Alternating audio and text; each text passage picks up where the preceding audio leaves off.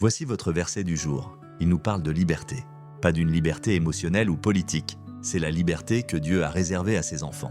Comprendre cette liberté est essentiel pour exercer l'autorité.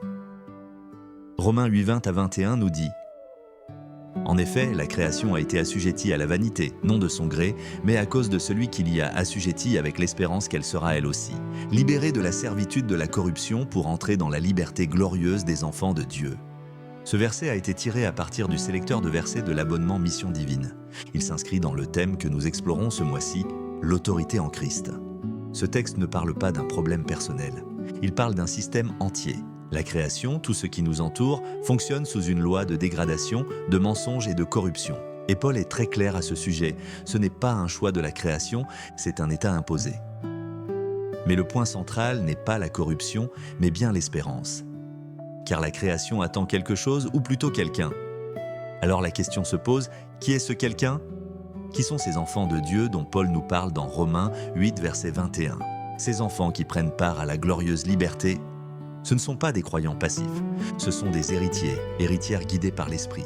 La liberté glorieuse n'est pas faire ce que l'on veut, mais être aligné avec sa nature véritable. Autrement dit, la transformation du monde est liée à la transformation intérieure de ceux qui sont en Christ. Quand un enfant de Dieu marche dans sa liberté intérieure, il ne fuit pas le monde, il ne le combat pas par la force, il l'influence par sa stabilité. C'est cela, l'autorité en Christ. Aujourd'hui, alors que les systèmes vacillent, que la vérité est voilée et que beaucoup cherchent des repères, la vraie question n'est pas « quand est-ce que tout va changer ?», la vraie question est « qui te gouverne pendant que rien ne change encore ?» En réalité, il n'y a que deux options. Soit tu es gouverné par la chair, soit tu es gouverné par l'esprit. Il n'existe pas de neutralité.